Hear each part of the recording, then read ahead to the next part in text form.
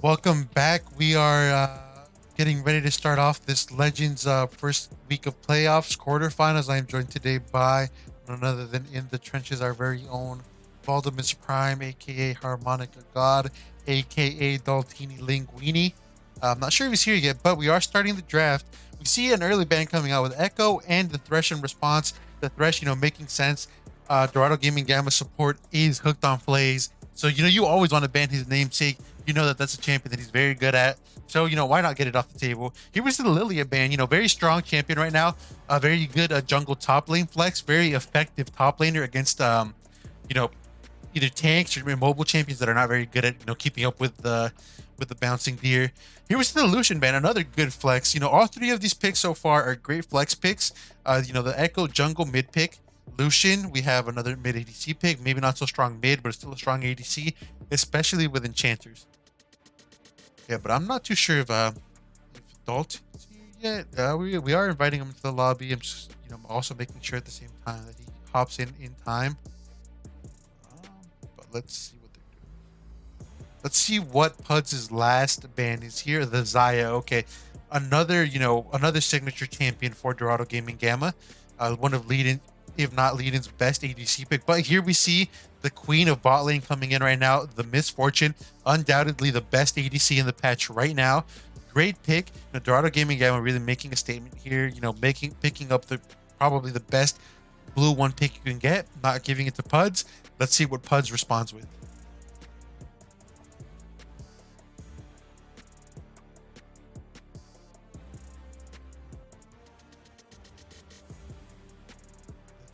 Let's see. The Draven. Okay, very aggressive pick. That's an aggressive champion. He's become a lot more viable with the ultimate changes, where he now gets an execute depending on the number of glory stacks. I forget what his passive's called. I'm not a big ADC bot lane aficionado. I think it's glory. Any of the ADC mains in chat, feel free to call me out, but I'm pretty sure it's glory stacks. Still, very strong pick, very aggressive against the Misfortune, who herself is usually a lane bully, might just get bullied out of the lane here. And the Nautilus answer, Nautilus not letting the Misfortune be comfortable at all. We'll be looking to hook her, to ult her, and to not allow her to just freely, do what she does, which is ult. The Xin Zhao coming in for Dorado Gaming Gamma, a very strong champion, a signature champion of Never Outmatched. And, I will say I'm impressed if the Xin Zhao gets to go through for blue side. Being able to, pick up both Misfortune and Xin Zhao, that is a huge pickup for Dorado Gaming Gamma. Here's the Zillion, something that Dorado Gaming Gamma was very proficient in, something that they played very often. But, we hadn't seen it in a while, but we know what Hooked on Plays can do on it. Great champion, and it really enhances Gamma's, pedal to the metal gameplay style. Oh, adoration. Oh, yeah, no. My co-caster's not here yet. He did say he'd be right back. Okay, we see the Amumu here. So clearly this is going to be an Amumu jungle. We already have the Nautilus here, so there's no question about where this Amumu is going to go. A little bit of the flex pick going away, but maybe he's not so great in support anymore because of the mana changes. The jungle item will let him survive in the jungle a little bit better. He'll be able to manage that high mana costs with the blue buff a little more, so he should still be a menace from the jungle, but there is no support flex. Here we see the Shen ban coming through, and in response to the Victor ban. Shen, we saw PUDS and Banana Bandits play off yesterday for PUDS to secure their game for today. They were fans of the Shen. It's getting banned out here, and we'll have to see who PUDS decides to blind, either their mid or their top laner. I think Dalton might be back. I'm not too sure. You can go ahead and talk whenever you're back. We see the Kled ban coming through, another classic pick from Fire Flames. One of his favorite, more aggressive picks. Very strong champion, really engages, really allows Dorado Gaming Gamma to engage. But they have a Zillion, they have a Jinja. Okay, the set blind. It's a very good pick, very strong champion. I know that there are some a lot of good answers for set, but he's still very useful. Either way, he might be able to throw back the Xin Zhao and really prevent his backline from being in any real danger here. But we do see the Camille response. One of Fireflies is currently more favorite champions. I know that he's very proficient on it, very comfortable. Personally, I do think that this set. Oh, okay, the Wukong. I think that's a lot better. I was gonna give my comments on Camille. I think it's a little bit more of a mixed bag. Wukong, it's clearly a Wukong favorite matchup. It's really hard for Set to play the game. Really hard for him to land a good W, where that's a good amount of his damage. And it adds a little bit to the wombo of Dorado Gaming Gamma. So I mean, I like the pick. I think it's a very good pick. Very lane dominant. Very team fight oriented. Just overall a good pick. And the LeBlanc blind coming out. So now now we have a very strong comp. A good early game pressure, early game priority from both solo lanes. Well, it depends what I guess what PUDS' mid laner picks here. But now they have a good combination of a pick comp where the LeBlanc, the Zilli, and the Jin Zhao can do a good job in picking somebody off while having some team fight insurance with the Misfortune and with the Wukong. Yep, I'm back now, and I have to agree with what you just said about the Wukong versus the Camille into the set matchup. Camille, like you said, more of a mixed bag. The Okay, matchup is 1 second. Sorry to cut you off. Just his Malphite pick kind of a little off guard, but it's a little surprising. So the set is a mid lane set, I guess. It could be Malphite, but I'm guessing they're going to want to set this Wukong into Malphite. But as you've shown us, and many of Dorado's top laners have shown us that it's not just about the champion, right? You've played this matchup just yesterday, and here's a comment that I made yesterday: is that even if we're U.GG gamers and we see that Malphite, whatever, is good numerically into Wukong, into whatever champion, it's still about knowing the nuances, the intricacies of the matchup, how the trades interact, when each champion has power spikes, etc., etc. So we'll have to see if this Malphite is comfortable on this champion enough to stop someone like Franco, who is typically very dominant. Yeah, I agree. And like you said, the specific matchup, Wukong and the Malphite, is about the nuances of the matchup. And what makes Malphite such a great pick into Wukong is that he's able to trade ease with the Wukong. And as the Wukong engages and as the Wukong ease in, Malphite's able to trade his own E. And it negates the attack speed Wukong gets and the trading power he gets from his E engaged. That's what makes it strong. But you have to play off of cooldowns as the Malphite in the matchup. You have to know why your champion counters the Wukong and play accordingly to that. And if you don't play accordingly to that and you allow the Wukong to get off his extended trades and stack conquer, maybe while your E is off cooldown, you don't play the cooldowns correctly, yeah, the matchup can swing in Wukong's favor easily if he does get ahead. Yeah, so here the Malphite does end up going top. Okay, I'm not a PUDS, I guess, just kind of hovering random champions before actually locking in their picks. But yeah, I mean, I do want to say this. Well, it depends. If the Amumu might need to go some AP damage, he might need to do AP, because otherwise this is a really AD heavy comp. PUDS' only real damage is mathematically correct sets W and the Draven. And I think that the Draven might have a hard time surviving against Jin Zhao and LeBlanc and Wukong. I mean, I think this comp really focused, at least from the side of PUDS, really focused on just looking at what Dorado Gaming Gamma picked and drafting reactively rather than necessarily remembering what to bring, like in terms of damage, in terms of utility for the team. So I'm interested in seeing how PUDS will play this out. Yeah, it is interesting, like you say, the draft and how it was reactively drafted on the side of PUDS, and that's really been a double-edged sword for a lot of teams. Is you draft reactively, obviously, to get your counter picks, but a lot of the time, if you lack synergy and you lack a synergistic team comp from that style of drafting, it can hurt you despite having some individual picks. It's more of a lane focused rather than a team focused style of drafting. Yeah. And I'm also eager to see how it's going to play out for the side of PUDS. Yeah, PUDS, little memeing on the draft. We saw the Draven mid. Would have been interesting if he actually went mid, but I think I don't think PUDS wants to do that. I think the MF pretty much gets a free lane if she's not contested and she scales out of control if there's not some pressure from the Draven down there. Yeah, one thing we do see as a response to the MF pick, with it being so prevalent right now and being picked early in most drafts, is a lot of teams opt into dealing with the MF in a manner of throwing things at her to stop her from being able to ult, to interrupt her ult. And that looks like what PUDS is also trying to do here, picking the Malphite, the Set, the Draven, all picks that are capable of stopping MFO. So I'm curious to see how Leiden and the side of Dorado Gaming Gamma look to play around that, knowing that the MF will have a difficult time and will probably need a little bit of creativity or some restraint in when she uses that ultimate. Definitely. One thing I do want to say is that I'm a little surprised that there is no Ziggs pick here. Ziggs was not banned. It's one of the OG Kush's signature picks, so I'm a little surprised that it didn't get picked here. But ultimately, I think the LeBlanc fits just as well. And I do expect a lot of exciting plays coming out from the LeBlanc. But hopefully we get an exciting game one of this best of three of Legends quarterfinals. We were unsure who we were facing up until late night yesterday. It was between PUDS, who we are facing today, or Dare. We were waiting on the results of the match between PUDS and Banana Bandits. Ultimately, PUDS did beat Banana Bandits out 2-0, despite Nuffy's best efforts. So, here we are facing PUDS. But we will see them in action in a few minutes. We will go on a short break. But thank you for everybody that's joined in, that's watching the stream, all of our followers, our subscribers. We appreciate all of you, and we will see you all very soon.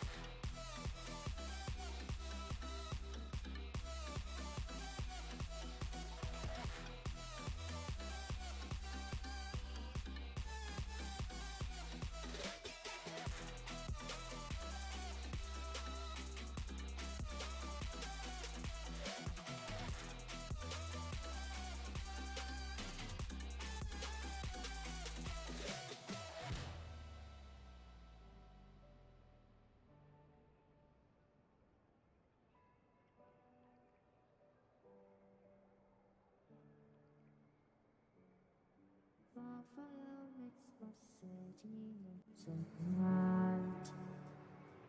Close your eyes and just stay tight. We have to go. Stay with me while we leave. Don't worry, just believe me. This journey will relieve us. Stay with me while we leave. Stay with me while we leave. Don't worry, just believe me. This journey will relieve us. Stay with me.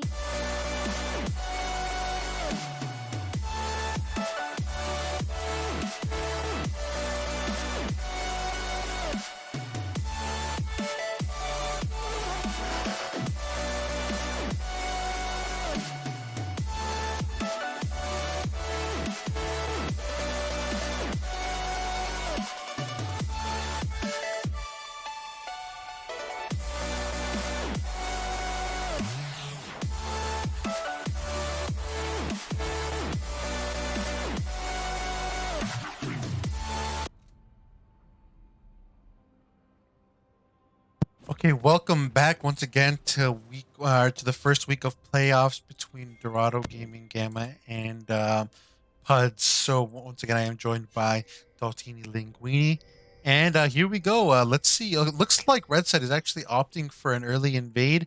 Obviously, you have the Nautilus. You have a strong champion early on in the Dravens and the set. So let's see how this goes. It looks like Gamma is opting for a traditional 5-point lead. It looks like leading, kind of maybe predicting the invade. Went ahead and dropped that early ward, and put himself in a safe position. So they walk in. They're very aware of this invade. I'm not too sure that PUDS is aware that they know that Dorado Gaming Gamma knows, but Gamma is reacting very well by invading the red side of PUDS. Yep, tried for the early invade there. Not much not much gonna happen early for either team. Just getting some early vision established will allow both junglers to see where the enemy jungler starts. which is pretty important for the side of PUDS here. They need to track this Xin Zhao early and make sure not to let him get too far ahead in the early game and accelerate this early game too far, as the side of Dorado Gaming Gamma is looking to do. Yeah. So it looks like PUDS does not opt to take never outmatched red. They just go and play it safe, which makes sense. You know, you have an Amumu, you want him to get his blue, especially with his now weakened early game mana pool. So it looks like we're just gonna go for a traditional start. I don't think that the Amumu wants to run into the Jinzhao very early on. So okay, see a little bit of a trade going on mid. The set just a bit too slow to react to Kush's harass. Yep, we see the Amumu pathing towards the top side of the map here. A bit strange. You might expect him to path towards the Draven Nautilus lane, as it is his strongest, arguably strongest lane to gank. But it looks like he's pathing towards the top side of the map, towards the Wukong, potentially looking to counter gank the Xin Zhao, who's on the same path. Yeah, and I mean you're right. Like the mid lane is going to be, I thought it was going to be a tricky gank unless you flash. Here we see Puds ADC or bot lane reaching two first, so Gamma's bot lane appropriately backs up. But there's not really much to gank in terms of the LeBlanc, especially into the set, right? Unless the set flashes in, there's not much you can really do there. Not a lot of gank set up here, but we see the Wukong going with a ward. They know where the Mumu is probably, so they are playing accordingly. He putting a ward down at a great time. Yeah, getting the early vision, super important against the Amumu, able to clear really quickly, one of the fastest early clears in the game with his W, and now boosted 2 Qs as well, able to traverse the jungle, but it looks like maybe a potential first blood, doesn't quite get it off in the top lane there. Yeah, I think you might, mid. I'm not sure what, okay, I think you might be a little bit ahead of me. I'm at 310 right now. 312. Okay, we see the game going off mid. OG Kush could be in a little bit of trouble, but I don't even think. Okay, might need a flash, and he will go down there. Little bit greedy on the flash there. It has been something that has been brought up before, that the OG Kush needs to be a little less stingy with his flash. Maybe flash a little more generously. But flash down from set as well, and he's back in lane. The Amumu might be looking for a repeat gank here. Yeah, let's sync our times up real quick. What are you At at 344, 345. Okay, 6. looks like we're pretty good now. All right, I think I'm synced up as well. Okay, and it looks like the OG Kush is in trouble again. He might go down. Yes, I think he will go down again. Yep, he does go down. Does not respect the Amumu that will likely be going down because never outmatched reached Scuttlecrab first. Looks like they're going for an early gank, but nothing will happen here. I mean, they have a good idea where everybody is, and the Gamma, taking an early deficit against PUDS at the moment. Yeah, down about 1,000 gold at the moment, down to not exactly the start Dorado Gaming Gamma we're looking for. Their gank attempts not going as smoothly as maybe hoped for, and like you said, in the mid lane, just not respecting that. You just blew the flash, coming for the immediate repeat gank, putting yourself in a position to get ganked again right after. As the dragon starts to come up now very soon, I don't think that Dorado Gaming Gamma are in a position to really contest this dragon, but they may do so anyway. Yeah, so it looks like the Mumu might be going for a dive. I'm not really too sure what's going on here. We see the TP coming in from the set.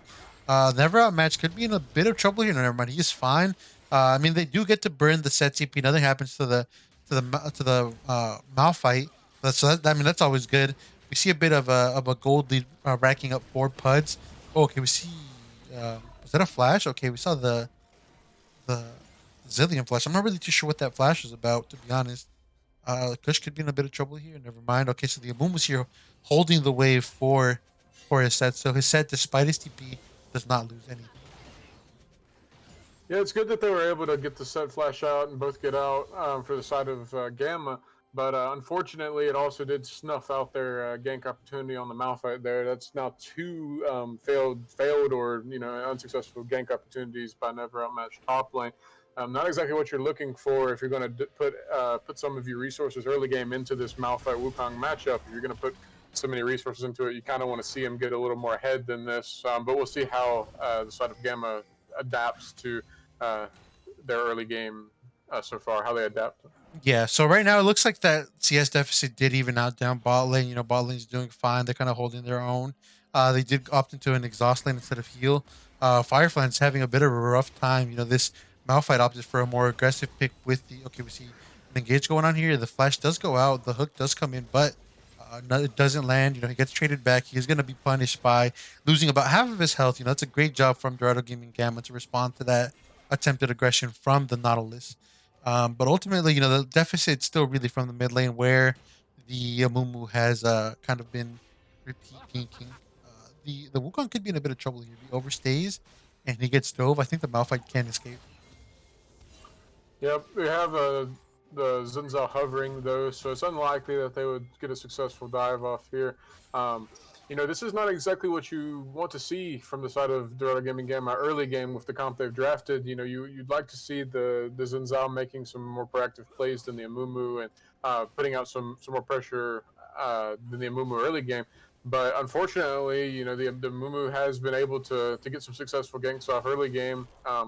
And I would almost like to see Dorado Gaming Gamma transition from putting resources topside into this bot side. As you see, they're constantly pushing in bot side from the Draven Nautilus. So potential gank setup there. Looks like they're going to transition, and the side of PUDS is going to start taking this first dragon, uncontested so far. I'm not even sure if they have vision.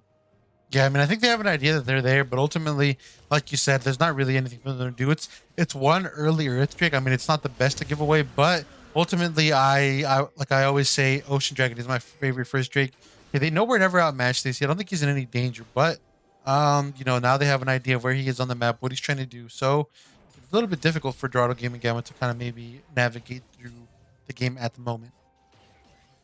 Yep, and we talked about that Wukong Malphite matchup and how it's nuanced in the ways that one champion counters another, and it seems like this Malphite is so far doing a decent job in this matchup. He hasn't, despite being pressured twice by ganks, he has not died yet, and has a little bit of a CS lead. Yeah, in the I'm not matchup. too sure about this engage. I don't think he wins it. Yeah, the Malphite is gonna be able to kill him. I think if he does not, yeah, does not play that carefully, which is exactly what happened.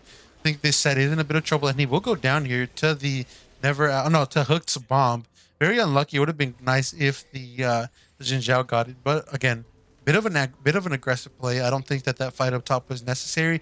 Not only because it's a rough matchup already, but because your team's doing something on the other side of the map.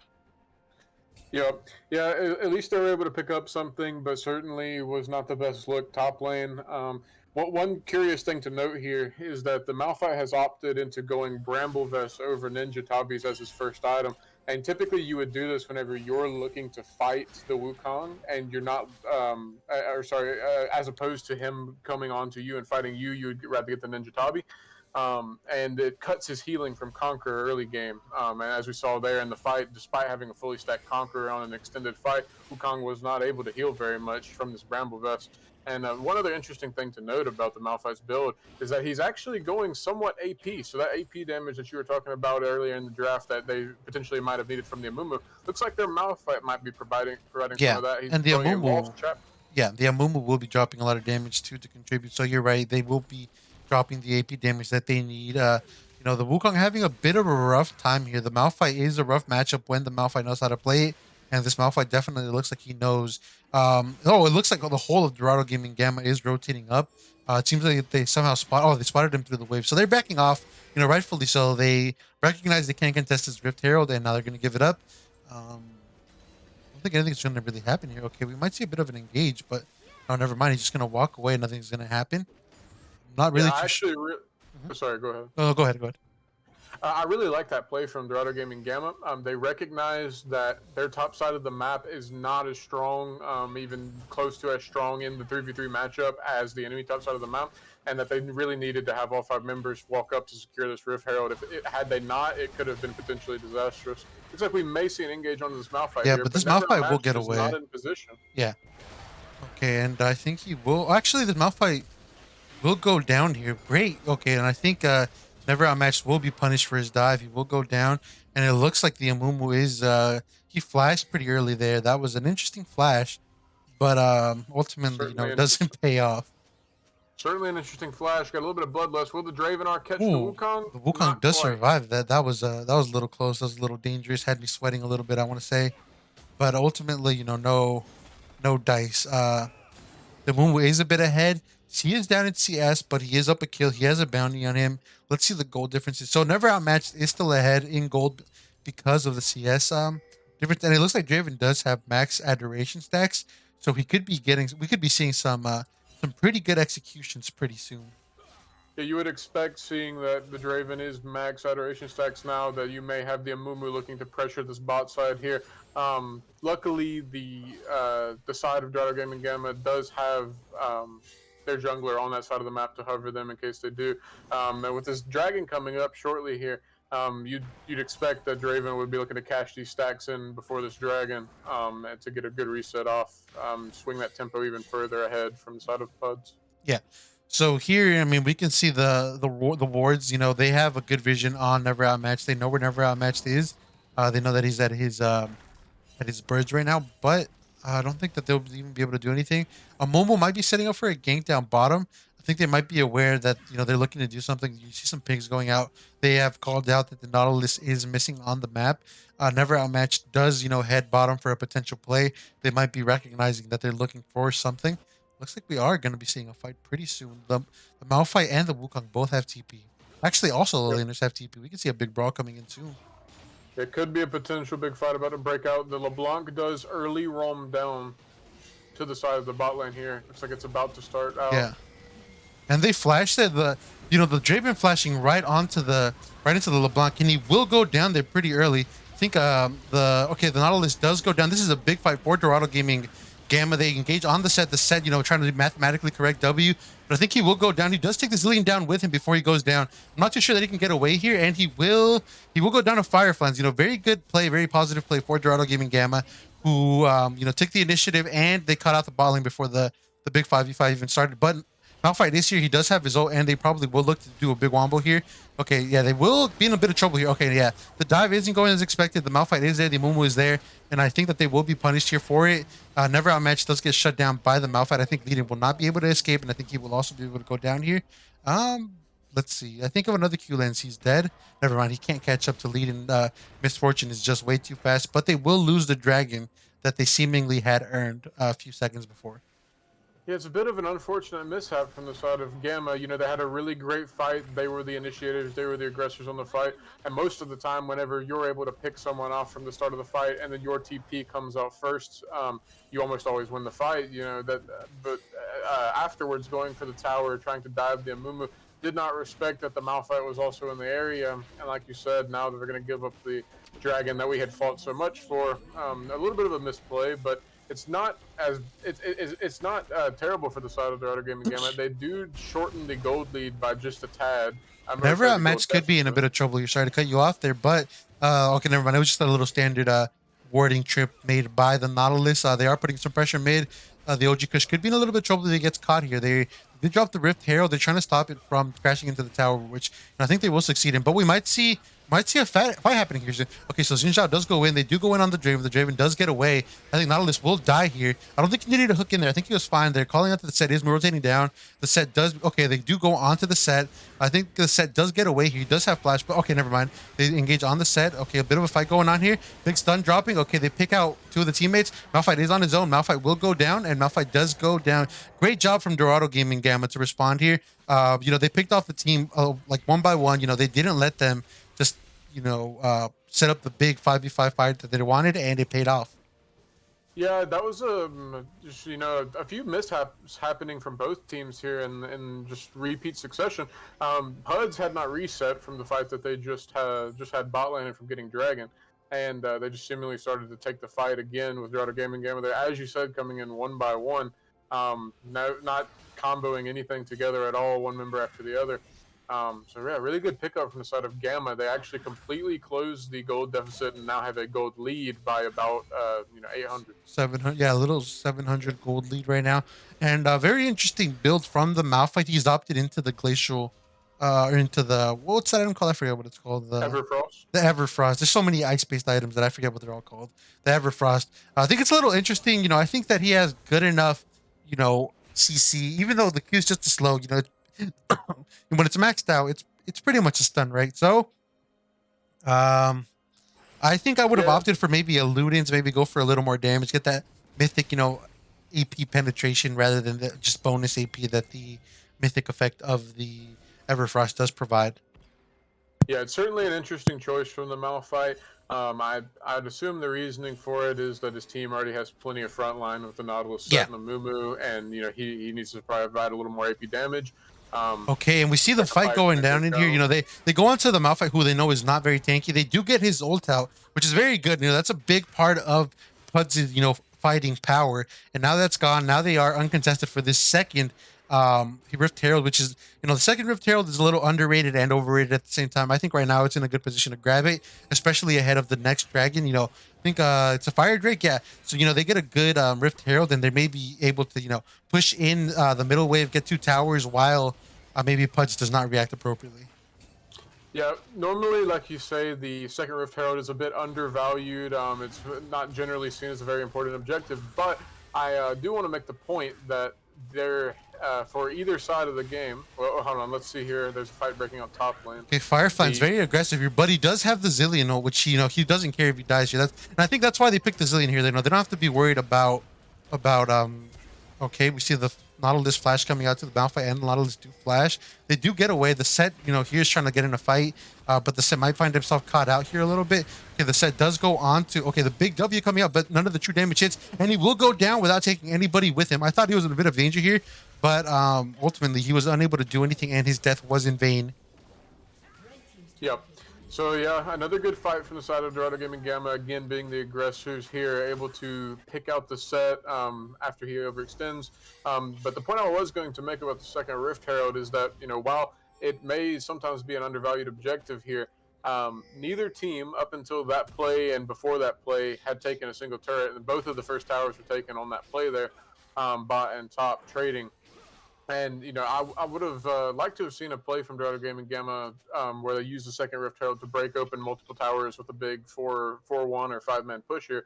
But they opt into just trading the towers top and bot, which is a net bonus for them since they were able to get the kill top side as well. Okay, and we see a lot of we don't have the Xin Zhao or the Wukong ult coming in yet. Can you give me a timer? Okay, he's going on to the Malphite. The Malphite, nothing's gonna happen to him. He is beefy enough. He's not super tanky to survive a full onslaught from the team, but he is beefy enough to hold his own against Never Outmatched for a little bit.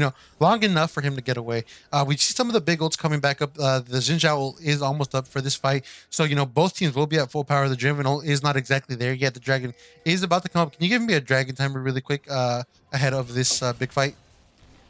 What's the hotkey? I think you can just press actually just press on the little eye on the bottom left and activate the dragon counter.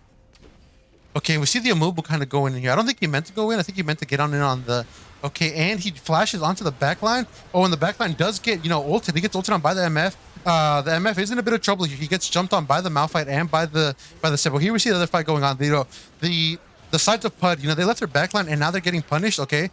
Bit of a turnaround here on the fight. Fireflies and Never Outmatched barely holding on. It looks like ultimately PUDS will win this fight. Hooked on Flays and Leadin are the only ones alive, and they are forced to back off. They could not take care of PUDS' very beefy front line. Yeah, the fight got a little bit split there. Fireflies and Never Outmatched had a good look diving onto the back line with the Wukongs and Zhao, but the fight was just split up, and their remaining team members got zoned off of them from this side of PUDS' front line, and just able to clean up the fight after that. Dragon falling over to the sides of PUDS here. No steel coming out from a Zillion bomb. It's a bit of a back and forth game so far. Both teams seemingly getting small victories and trading them back and forth. The one big deficit that's starting to stand out so far in this game is PUDS has now taken 3 dragons. All 3 dragons have been taken so far, and are on Soul Point now. Yeah, so here, they're very evenly matched. The OG Kush, I'm not really too sure he's too strong just yet. I think he might want to, be farming a little more. Okay, we see a fight potentially breaking out here. Ultimately, the Draven, recognizes that he's there. They see the pink board. They knew that he was coming. That mid tower still being up for PUD is a huge deal. Of course, it's a little weaker than Dorado Gaming Gamma, but here we see, maybe a little bit of ARAM in an attempt to finally break down that mid tower. looks like they're trying to make a pick here. I think that they're going to be fine here. They do jump onto the Malphite, who does just walk away. The set does burn his TP. Now the Wukong has a bit of agency to kind of just split bot lane and hopefully get that bot tower for his team, especially since Baron is up. He doesn't have TP actually. I think maybe LeBlanc should be down there since she's the one with TP, maybe pushing that wave out. But either way, hopefully for Gamma, PUDS has not recognized that Wukong doesn't have the TP to respond to a potential Baron play immediately. Yep, and from the side of Dorado Gaming Gamma here, trying to hold off this wave. PUDS does have 2 members on the top side here looking for a hover, but I don't think anything is going to become of it. Gamma rotating members mid now. I'm not 100% sure how the side lane goes now versus the Wukong in the set here, but a fight is breaking out around the Baron. Never Outmatched could be in a little bit of trouble here. Never mind. He just gets away with the Zillion speed up and the use of Misfortune slow, so he is fine that he will heal off the nearly full from the blue buff here. I don't think that the Wukong can really match the set anymore at this point in the game. Unfortunately, he did not get the lane assignment that he wanted. Okay, Never Outmatched in a bit of trouble here. I think he might. Oh, he won't go down. He does get the Misfortune ult, and Misfortune ult does get interrupted by the Nautilus. Nautilus won't be punished for his play. Kind of just nothing really happening there. A lot of big ults kind of getting blown from the side of Dorado Gaming Gamba without really punishing PUDS all that much. Yeah, a lot of respect from both teams here after so many back and forth skirmishes. Both teams not looking to really overcommit to anything, but as I say that, can we see a bit of a pick going on to the and could be in a little bit of trouble here. Actually, never mind. The fight's still going big. The move misses his bandage toss, but nothing will happen here. There's no real objectives here to play for.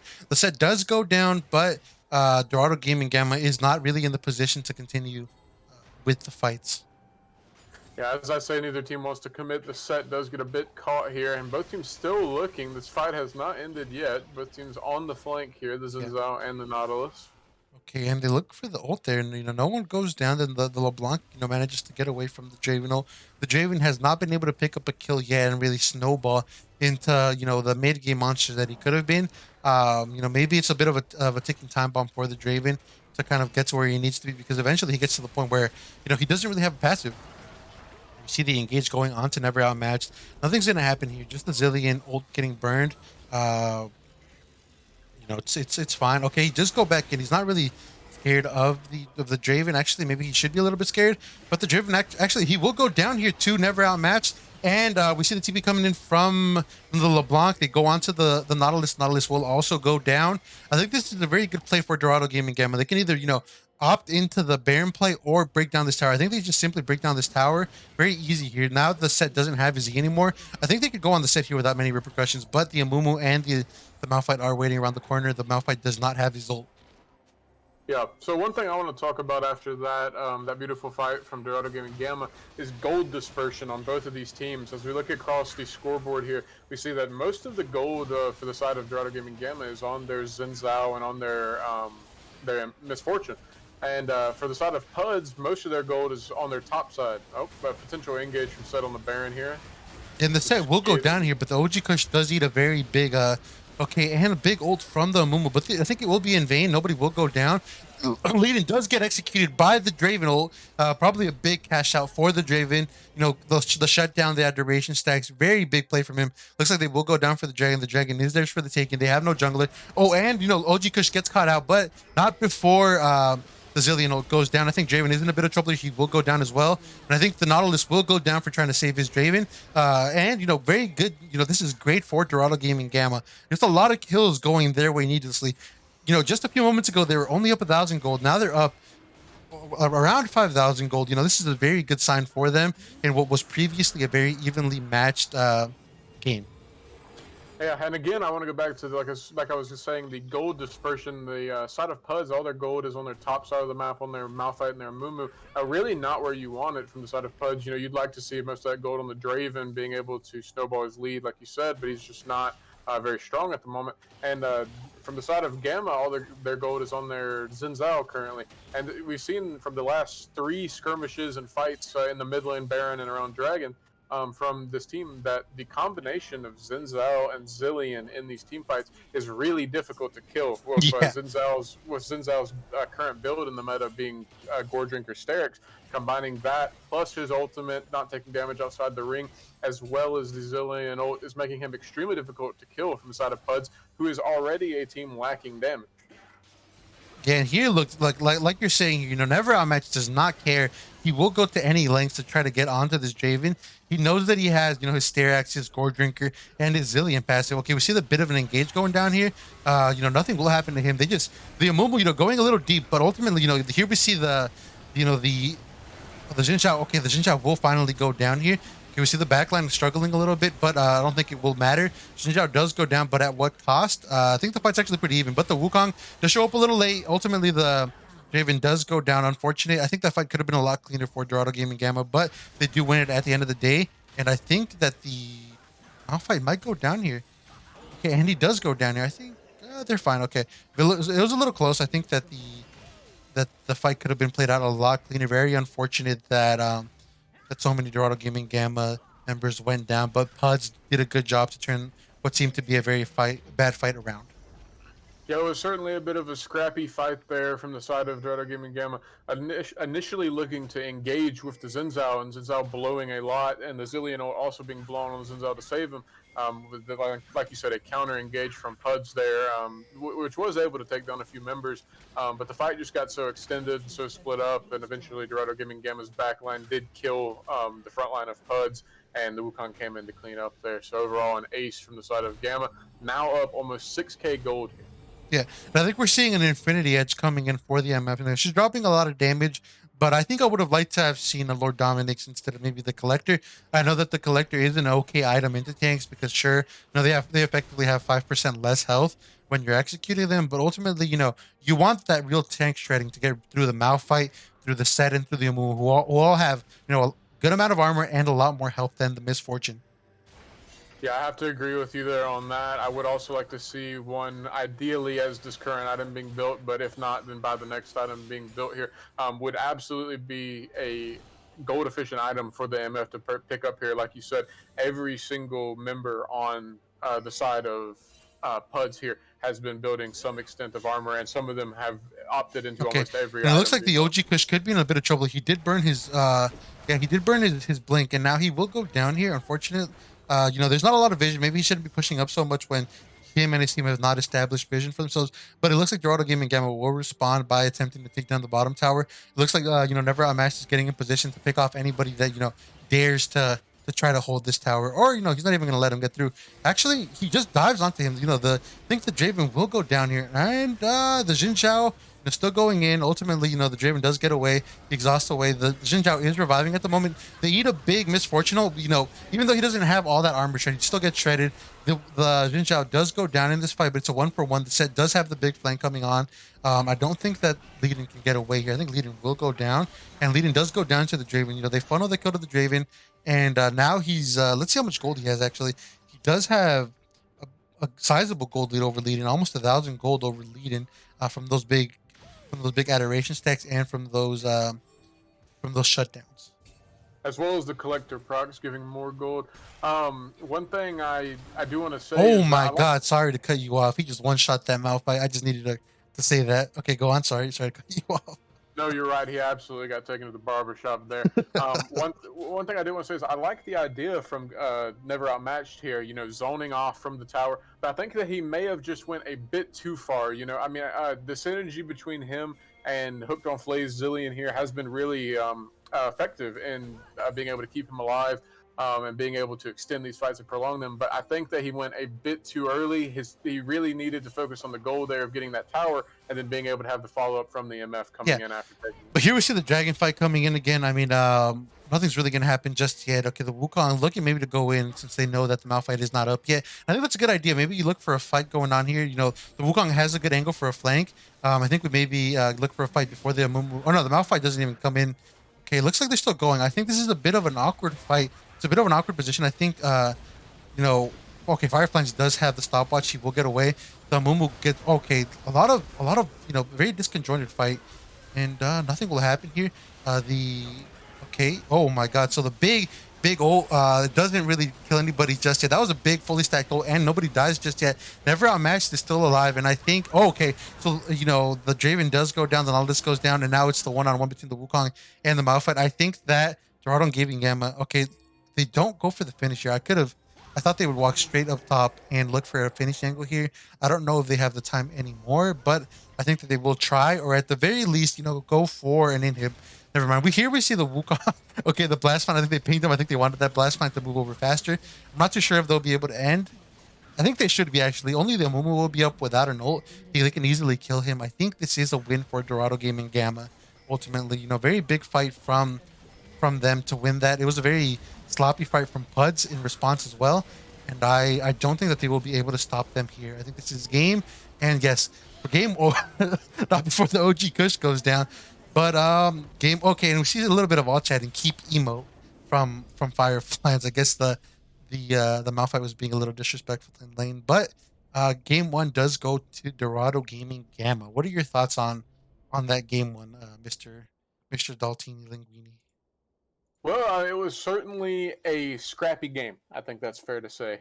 Throughout the entire game, both teams kind of giving out a fight here, a skirmish there, repetitively forcing back and forth. And for a minute in the early game, maybe until about the 20-25 minute mark, there was no clear side that was arguably ahead. Both teams were relatively even in gold, but a few key fights from the side of Dorado Gaming Gamma really allowed them to cement themselves a clear lead in this game, and then they did a very good job of extending that lead and making sure to close out the game as quick as they possibly could.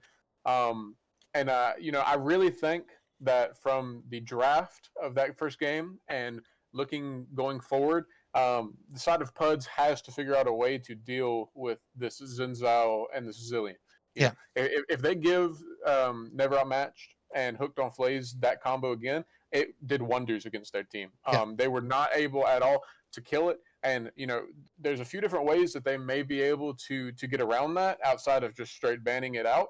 And, one issue that got exploited by that combo in this game was their lack of damage in draft. Like we talked about originally before that game, the side of PUDS lacked really any damage outside of an extremely fed Draven and the AP from a Mumu and Malphite. And sure, they did some things to try and alleviate that, having the Malphite build the Everfrost, but it just wasn't enough. Their Draven didn't get ahead. He was behind for the majority of the game until it was finally too late, and they couldn't kill this combo. Yeah. So, that's my overall thoughts. Yeah. So we will go into a short break ahead of the upcoming draft. We'll see you guys in a few minutes. I think we should be able to get this going pretty soon. We're going to join the lobby, and we'll be back once the draft gets started. Thank you once again for everybody that tuned in and that watched that game one. For everybody that just came onto the stream, Dorado Gaming Gamma took game one, and they are up 1-0 in the best of 3 against PUDS. We'll see you all very soon.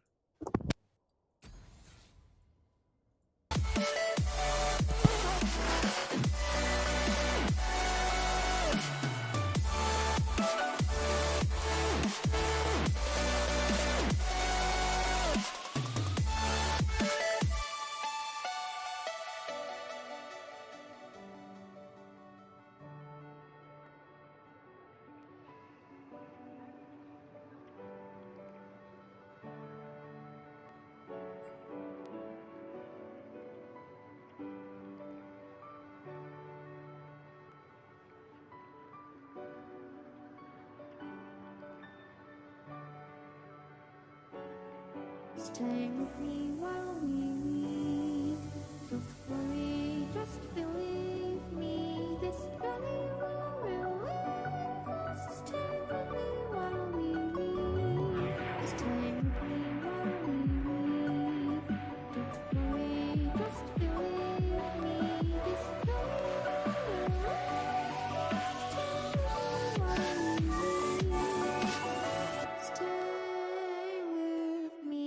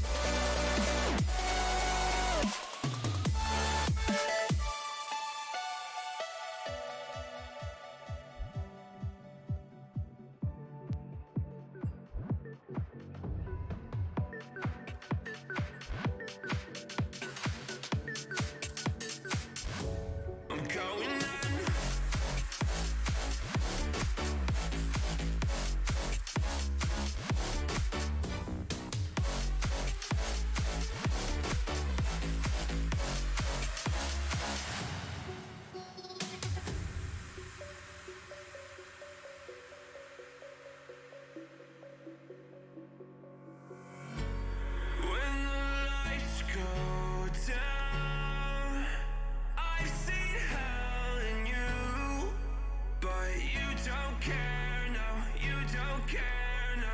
You just rather watch me fall. From a quarter mile, I can see you at the call. Think about it, ring won't tell you what I saw. When you break it off, you'll see who had it all. You had it all.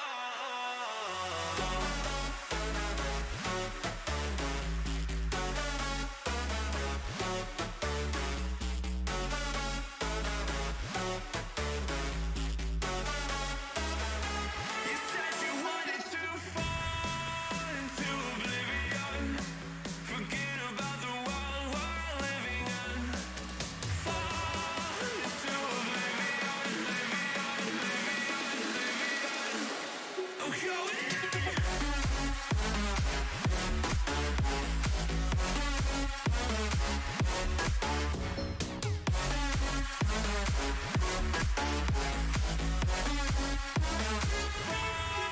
into oblivion.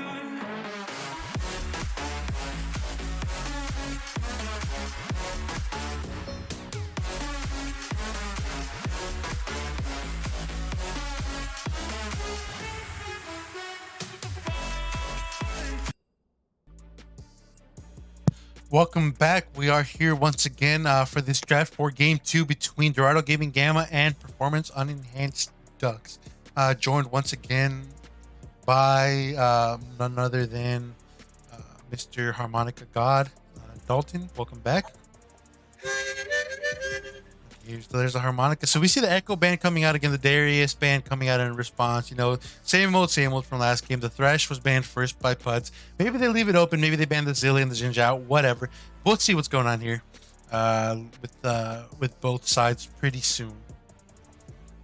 Yeah, Lucian band coming out, potentially hovered from the side of Gamma. And like you said, I would really expect a Zinzao or a Zillion band coming out from the side of PUDS here. If they didn't think that was a problem, then I don't know what they did think was a problem from last game. But we do see a Thresh band come out in response, so not able to ban both. Potentially only going to ban one. When the Amumu band coming in, I think it's in place of the Lilia. The Amumu band, you know, he's an annoying champion. I think he's what Nuffies might call a bit of a crutch champion. He makes players you know, seem a lot stronger. He's just a very strong champion that you don't want to play against if possible. That's certainly one of the strongest flex picks in the meta right now, even after his nerf, still retaining a top spot in the meta, not doing a whole lot. And they do take the Zillion out as a respect ban from last game. Zillion putting in absolute work last game. Yeah, and here we see that sorry to cut you off, but just the Misfortune coming in again. You know, I think maybe they have a plan for the Misfortune. Maybe they grab the Jinja themselves. But ultimately, you know, the Misfortune again, queen of the bot lane, strongest ADC, no question that she gets picked here no matter what. I think it's easy to tunnel in on the idea that Misfortune has an amazing ult and forget that she has a great auto attack presence in the game. So if you tunnel too much on, you know, diving what you think is an immobile ADC, and then you realize, oh wait, she's auto attacking me, then you could be in a bit of trouble. Here we see the Ezreal coming out. All right, I'll let you continue. Sorry, whatever you were saying, keep going. Sorry to cut you off. No, I was also just going to comment on the MF pick being taken there. And we see the response, Ezreal Trundle, come out here. Ezreal being the #1 most picked response pick to the MF. Seeing that come out in Worlds. Misfortune played all 8 games in Worlds, and the Ezreal coming out multiple times as a response to Misfortune. One thing I wanted to comment really quick. Sorry, Trundle is a preemptive Jhin pick. Trundle is a great pick into Xin Zhao, and here we see, like, they expected, they wanted Dog. Here they told them, here's our Trundle, we dare you to pick Xin Zhao. But Dog says, nope, we're picking Lee Sin, who I think is a very good pick into Trundle. So, PUDS might have galaxy brained the pick a little too much there, but we'll have to wait and see. Yeah, well, I do like the Trundle pick. It does, like you said, dissuade the Zinzao pick, but it also is a pretty decent answer to the MF. The pillar obviously being able to disrupt the MFR. So it's not a horrible pick, but a good Lee Sin answer coming, and potentially a Karma lock. We do see the Karma coming out. I believe that for Dorado Gaming Gamma, that is a mid-support flex, but I know that Hooked on Flays has played some Karma in the past. Karma MF being a very strong lane, able to speed the Karma herself up, and Misfortune able to use W, very safe lane. Yeah, and also a lot of, enabling for the Lee Sin, the never outmatched, who likes going in, who likes playing aggressively, and who likes carrying, he'll certainly enjoy the Karma. Here we see the Soraka response. So, I mean, maybe if they're not a big fan of the Karma balling anymore, they just send it mid and they pick an aggressive support that, makes the Soraka just cry. Yep, yep, that is the power of the Karma Flex pick. They could lock in the Nautilus here and make that Soraka have a bad day. A Respect Kled band coming out second rotation from PUDS with a Tom response. Kench. Tom's a very strong champion you don't really want to play against necessarily if you don't have a good idea of how to handle it. What I always say is, you don't play the game, you don't pick into Tom Kench to play against him, right? You look to ignore him and wait until he's less useful than you. That's my philosophy into playing Tom Kench. You endure the hellish early game and you just become a better champion later. Yeah, there's certainly some strong picks into Tom Kench in the top lane meta that have risen recently, but the Dorado Gaming Gamma not opting into any of those potential picks. Now, here is the interesting pick. So I was talking to Fireflans earlier, the top laner for Dorado Gaming Gamma, and we were talking about a certain pick into the Shen if the side of PUDS does lock this in here. And I really hope that Franco does go with the Fireflans does go with this pick here. Is this the aforementioned pick or no? Is this some other? This is not the aforementioned pick. The aforementioned pick was a certain deer-shaped creature that has invaded top lane recently. Okay, well, I didn't know we're getting a lot of Hecarim top again, so I'm very interested in seeing a bit of a Hecarim top lane experience. Yeah, man, you figured it out. How'd you figure that out so quickly, man? It's just great pocket pick. Shen can't catch up to him. If Shen teleports across the map, Hecarim just runs after him. Exactly. But let's see. Let's see. Let's see what happens here. Let's see what pick, what final pick we see from Dorado Gaming Gamma. I will say I do not think that PUDS has the best ults, although Silas does act as a better Shen if he is going top lane. Let's see what this last pick from Dorado Gaming Gamma is. The Lissandra. Okay, this actually makes it very difficult for the Trundle to play the game. Very strong pick into him. I'm not too sure what PUDS will be picking here, but I'm interested in seeing how they answer to this team comp. Looks like Franco or Fireflames did not opt in to go with the secret technology pick here into the Shen, opting for the Silas to match the Shen R presence. Very good pick into Shen, and the Lissandra coming out, but the Victor answer. I think Victor's a good pick into Lissandra. I think it's a good answer. I think Lissandra might have a bit of a hard time. I think Victor holds a little more dominance in the range that both these champions exist in. So I'm interested to see how this will play out. Certainly does, and the good thing about the Silas Lissandra flex is that they could send either champion top or mid lane. Both of them function fine in the lanes, and they're really looking to get that Silas into the Shen matchup here. Albeit Victor does bully Lissandra a little bit without heavy gank presence. I would expect to see the Lee Sin pathing mid early game, as Lissandra Lee Sin is one of the strongest early mid jungle synergies in the game, being able to have perfect lockdown early game on a mobile champions like Victor.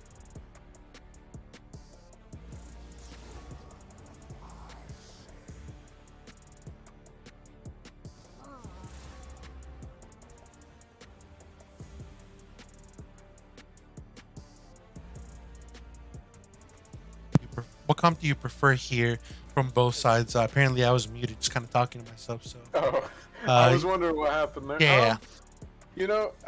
It's hard to say. I like both comps, but both comps have some shortcomings that I would say that I prefer the side of Dorado Gaming Gamma's comp a bit more here. They have the Silas to answer the Shen, effectively negating his map presence as long as the Silas has the ability to steal his ult up and it's not off the cooldown.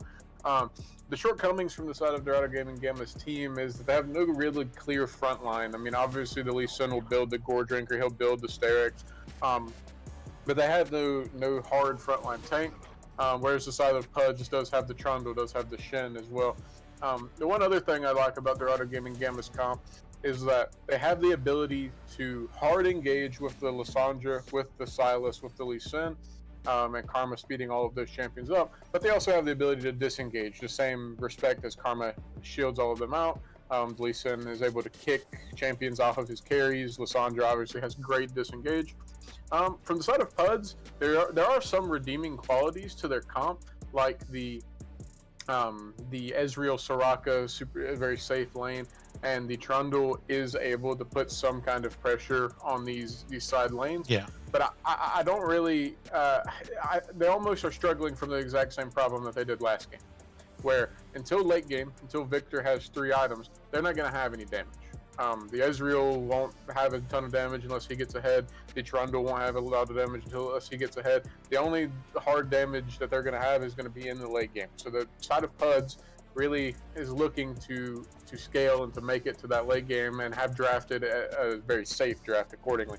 So I would say I prefer the side of Dorado Gaming Gamma's comp a lot more. Yeah, definitely. Another positive that I will mention from PUDS is that they do have a triple global comp in a way. I mean, triple global presence. I mean, it's not like Nocturne or anything where they actually move across the map, but the Shen, the Soraka, and the Ezreal, mainly the Soraka and the Shen. When someone's fighting in a side lane, they're never really alone. Making picks is really hard, I think, against PUDS. I think if you try and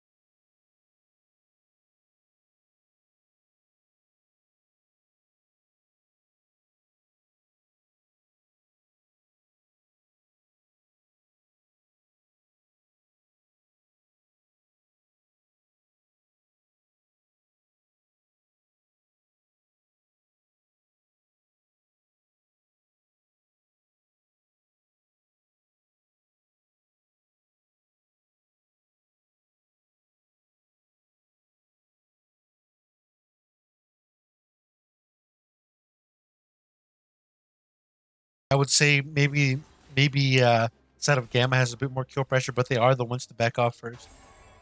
And we see a really early look gank potential from this Trundle here. Looking in, he's got Pillar, he's got level 3, and blows the flash from Hooked on Flays, but no kills secured yet. Bit of trading back and forth. Karma is chunked out of the lane, but nothing traded yet. Yeah. Also, I think you're a bit ahead of me. Let's make sure we're synced up. So I'm at 57, 58, 59, and at 3 minutes. Just make sure we're synced up. It sounded like you were a few seconds ahead of me. Let's just make sure we are synced up because you did catch that that Karma flash a little bit earlier. And here's Trundle coming for the repeat gank. I'm a little surprised. I think Hooked on Plays will go down here. He does go down there. I think you don't just assume that he leaves. You need a ward. You need to get that Tri-Bush ward, or at least respect the fact that the Trundle will be there again. We saw this play, I think, Game one. Game one, yeah, but in mid lane, but it was the same thing, right? The jungler's not really caring about gank efficiency. Okay, here we see that potential 3-man going mid. It looks like they're just going to secure the Scuttle Crab. But once again, you can't assume that he's going to leave. You can't assume that their jungler will look to be as efficient as possible, like maybe, whenever our match might look to be, because, maybe they care more about pulling off a second repeat gank, especially when they know the Karma is flashless. Yep, you're exactly right there. We've seen twice now in this series that the side of PUDS' jungler, potential gank setup mid here. The Karma rotating in. I think they will pick up this kill here going over to OG. Great job. Yeah, great job from OG Kush to set that up. The Victor doesn't flash far enough. He flashes maybe half of the flashes max range. So, Victor is punished there. It looks like they're trying to maybe set up a dive against the Shen. I'm not too sure if they're going to be able to pull it off. I think the Shen will just walk away, which is good. He's losing a lot of pressure here. Never Outmatched does pick up the Krugs there for free, and he is denying the Shen a bit of pressure at the same time. Yep. So just like we were talking about, we see that Lissandra Lee Sin setup working really well on the Victor there.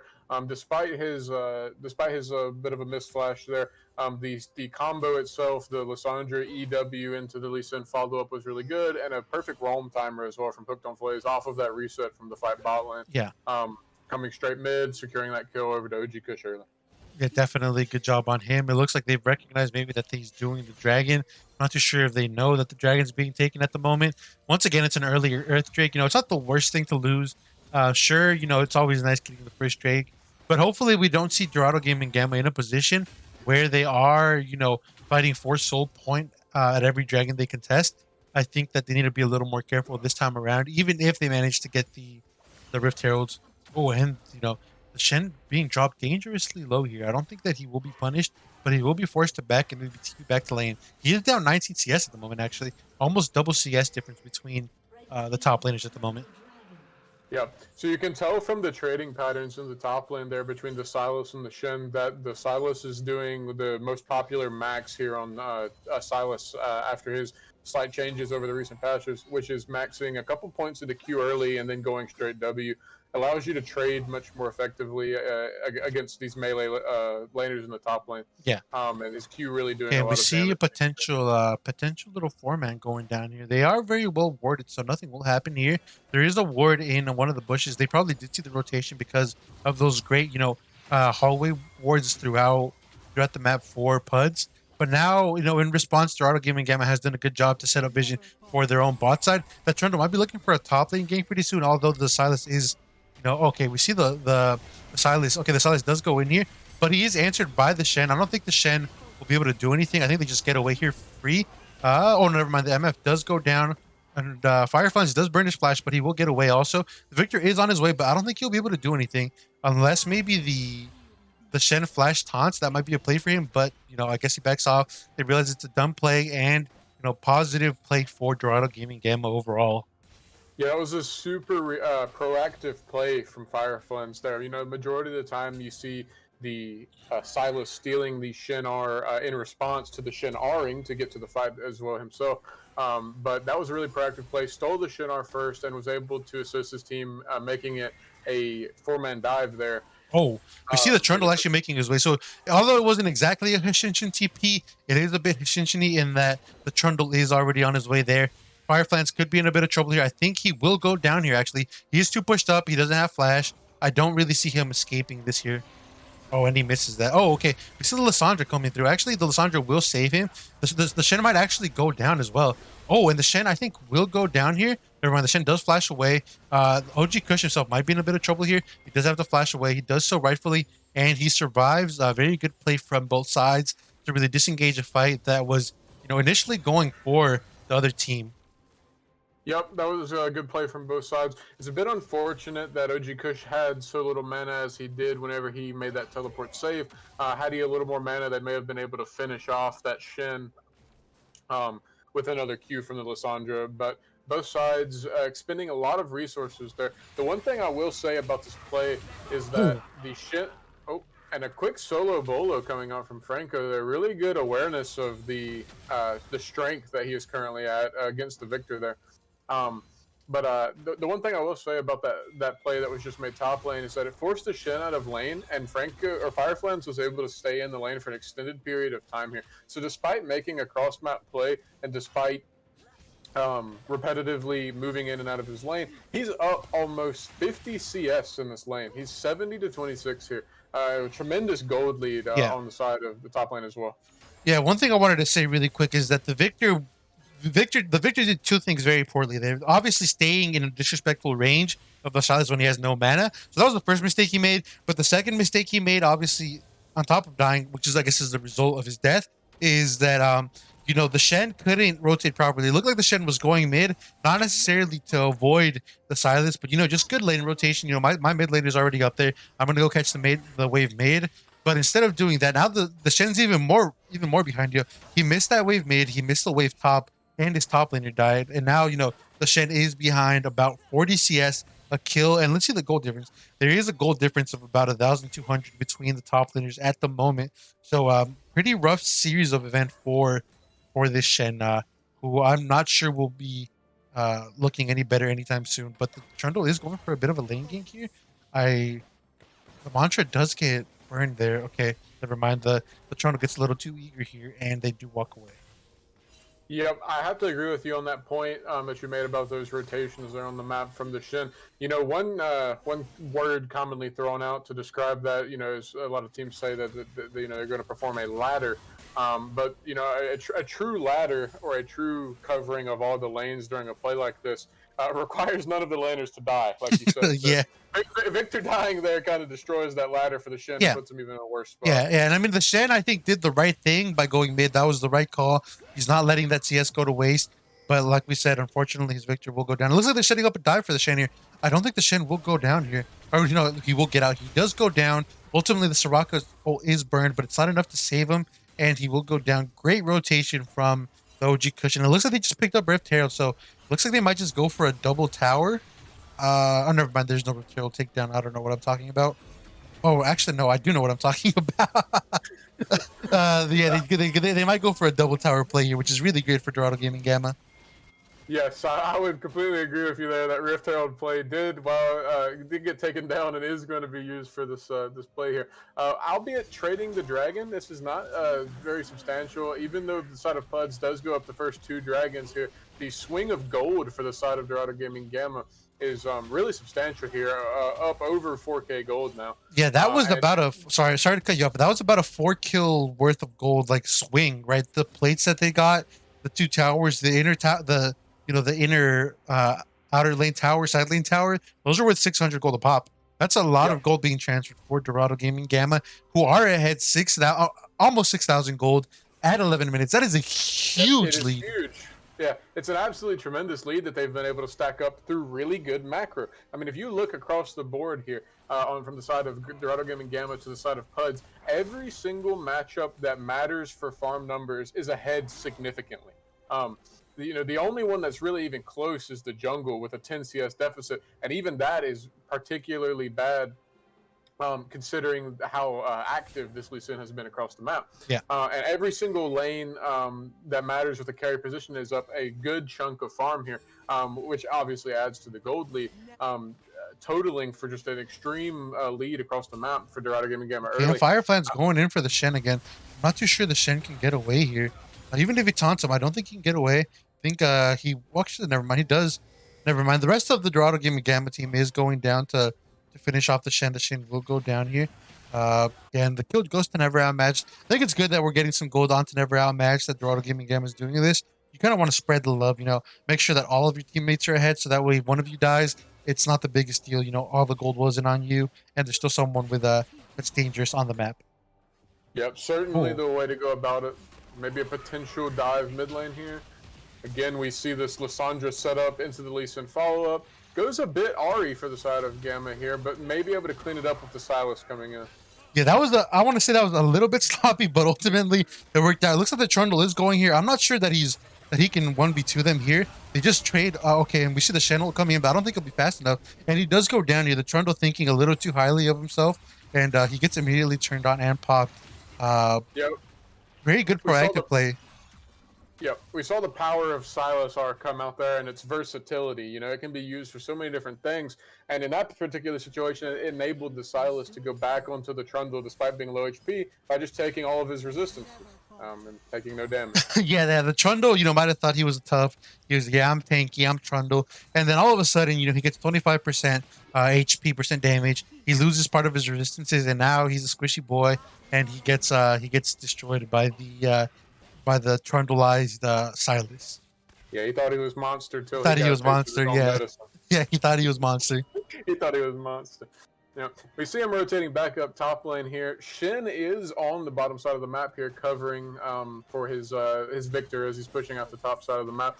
But Lee Sin and Lissandra are again roaming into the bot side jungle of PUDS again, taking this blue buff and maybe potentially setting up a play here. Both blue buffs on the map going over to Gamma here.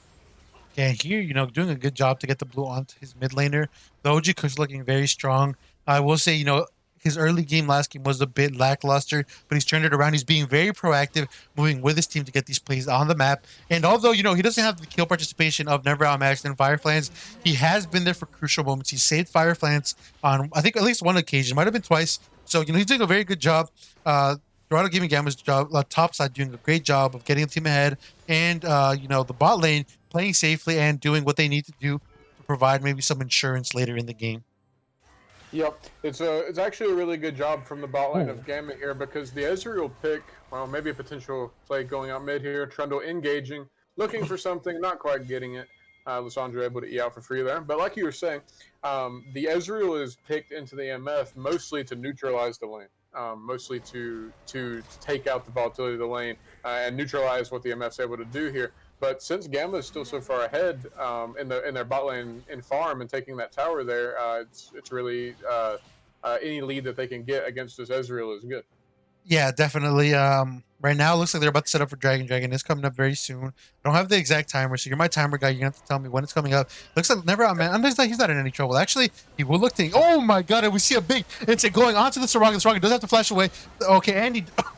Oh my God, I can't even keep up because I'm coughing. Okay, and the Soraka does get away there, but ultimately he does end up dying. The Trundle does get picked off, even though he does manage to kill the Lee Sin. Lee Sin does get shut down. Fireflies is on the back line. He could be in a bit of trouble. He has the Victor on him, but he does get onto the Victor. The Victor does go down. A little bit of a split focus. He doesn't focus on killing either one, and now he dies. He pays for it. The Ezreal is still alive. The Shen is trying to get that close range ult off, but I think the Shen will also go down. Never mind. The Shen is healthy enough. He will run away. The Trundle did not end up dying. That was a bit sloppy from Dorado Gaming Gamma. I think that could have gone a bit better, but still a positive for them. Although maybe we wouldn't have wanted to give that shutdown away unnecessarily. Trundle's heading up to the top of the map to pick up that Rift Herald. Good response from him, and good on him for surviving and doing what he needs to do.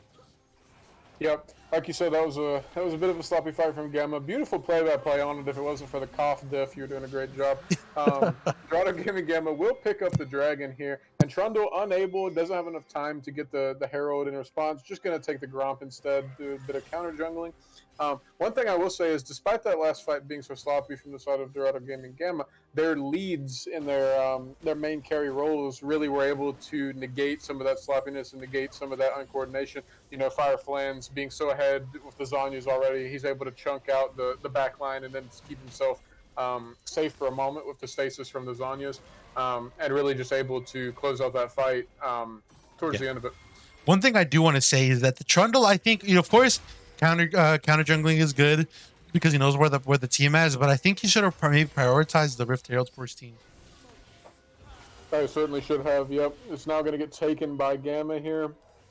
Too many members on that side for any of the PUDS members to walk out. They are doing a bit of chunking here. It Oh looks my like god, he Gamma does a lot may of look for damage. this. Yeah, he does get away there. A little bit of harass going down. He does manage to get the Trundle ult out, so no real danger there. Never outmatched. Might be looking for an insect here, but the the Victor's very well prepared by putting that stun right behind him, so he can't get insect as easily. Or if he does, maybe he trades 1-for-1 with never outmatched.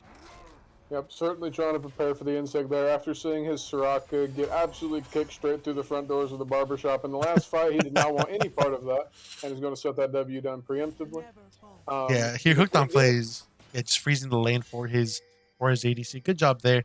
I'd like to see that mid lane tower crack down.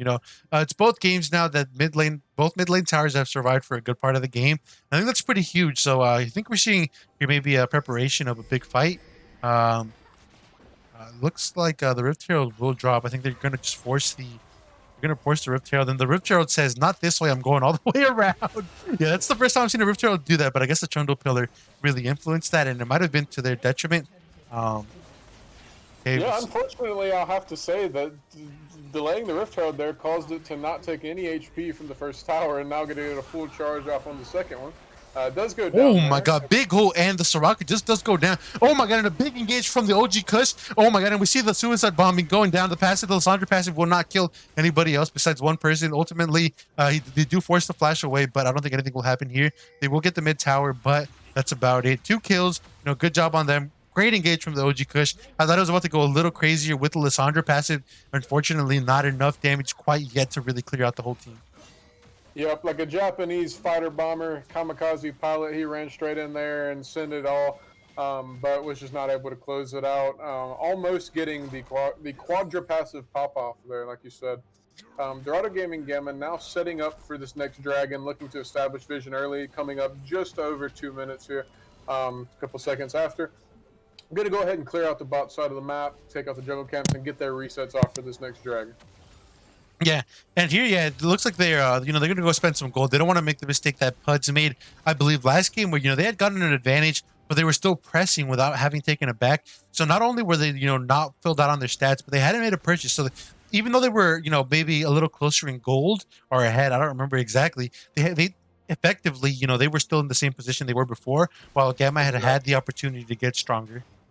Exactly, that's a big point that you make there. Gold that has been earned but not spent is no gold difference at all. And so that's a nice saying. That sounds really esoteric, very very formal. I like that. Thank you, I appreciate that. And like you just said, with that disadvantage that they put themselves in game one, Dorado Gaming Gamma not wanting to make that same mistake here, and it's even more so apparent in this game, considering that at only 20 minutes, Dorado Gaming Gamma is up 9k gold here, almost 10k, and looking to close this game out relatively soon here. You don't want to get that Victor, that Ezreal online in this late game scaling here. Definitely. So yeah, Dorado Game Gamma looking to make a play around this we dragon. See maybe a play going on to the Trundle, but nothing will happen here. The Soraka silence does prevent him from doing anything too flashy. But I do want to say, I agree with you. They don't want to let the late game scaling really go in. I think if I'm Dorado Gaming Gamma, I try to bait the side of PUDS into taking fights, maybe around Baron. Maybe PUDS, knowing that they have a 2-dragon cushion, they will, maybe or maybe not. But I think they might be looking to avoid a dragon. I think they should look to not fight around this dragon. But Gamma should also look to force them into fights. So we see the Soraka ult being taken away by Fireflies. Big looks like Gamma. Yep, looks like Gamma is going to be doing exactly what you just said, trying to force that fight onto PUDS here before the dragon. And I completely agree with you. I think PUDS needs to look for something else on the map here, potentially to trade this Baron, and to see if they can do something. It's going to be a little bit too late, in my opinion, there. It does look like they may try to start this Baron up, but, Dorado Gaming Gamma is almost done with Dragon already. It's about to fall right now. And that's going to force PUDS right off of that Baron. Yeah, and I think if I'm Dorado Gaming Gamma, I look to do Baron here. I think that, forcing PUDS into taking this fight right away would be the best thing to do, especially if you think they took a reset like they did, right? Now PUDS is in a bit of an awkward position. The Soraka isn't there, even though I guess technically she has the ult or the for the somewhat of a presence. But it could be a bit of a dangerous spot. Gamma does have to play for the turn here and not for the 50-50. Yep. Ultimately, it looks like they just back away. Yep. Looks like they're going to be forced off of that Baron there, not wanting to trade that 50-50. I think it's a smart call from Gamma. If they don't have an angle to force the fight, they certainly don't want to throw the game away by taking a 50-50 at Baron. Neutralizing the dragon lead and evening up the amount of dragons, this is a fine position for Gamma. While they do want to force their advantage and they don't want to let this game drag on out too long, making any rushed or forced plays that are disadvantageous to them would be detrimental at this stage in the game. Yeah, definitely. So at the moment, they're kind of taking it easy. I think maybe you try again for and then the OG Kush, right here, really quick comment. He did go bottom. He rightfully went to the bottom lane. He asked TP. I like the lane assignments here. Looks like they might be prepping for another Baron attempt, or at least, an effort to try to get PUDS to react to their plays and end up, maybe dying for over chasing or over committing on a Baron. Yeah, that certainly does look like what they're doing here. They're setting up preliminary vision around this Baron, getting Kush to apply pressure in that bot side of the map with teleport. And one good thing about having the Lissandra with teleport match the Shin in the side lane. Oh, potential look here from Fireflames. Oh, and he does really go deep. down here. That was a bit of an ambitious play from Fireflies. Here we see okay, never mind. This play is very interesting. Okay, and the OG Kush does go on the back line, but I think he will go down here. He does trade 1-for-1. Ultimately, I think Leading will go down here as well. Oh, and the passive going down and taking down. Oh my god, and he does take 3 people with it. So here we see the Lissandra passive just popping everybody, and it's gonna hit the Trundle too. The Trundle does get away, but that Lissandra passive turned what was a very sloppy fight, very sloppy engage into an overall positive for Dorado Gaming Gamma. Yeah, fighting Lissandra in these chokes right here, she's just able to get one. She just needs one to get rolling, and then after that, it's just repeat slow after slow. Like you say, able to take down 3 members by herself there. Not exactly where you want to fight the Lissandra. And while the fight it was a bit sloppy from both sides, it does look like Gamma is actually going to force on his Baron here. And, PUDS is sending 2 members to rotate here. We'll see how this fight plays out. Trundle going in with Pillar. Yeah, I mean, I guess they don't get to finish it off. I mean, the gold difference is still about the same, about 9,000 gold lead for Dorado Gaming Gamma. But yeah, ultimately, yeah, the Sandra passive, the courageous sacrifice from the OG Kush managed to turn around that bit of an interesting fight, bit of an interesting decision to engage there earlier from Fireflies. And you got to respect his teammates trying to help him out. Most of them survived. Only Kush really paid the price to even that out. Yeah, I believe that Fireflames' idea there was to go in, get a good chunk of damage off, and use his Zanyas. But unfortunately, the Soraka throwing down the silencing puddle there on the floor, not letting him get that Zanyas off. Oh, and we see a bit of an engage going down from Fireflies. I don't think Fireflies will be able to kill the Trundle. I think the Trundle is looking to continue the fight. He will just walk away there. I think Fireflies still has the Trundle up.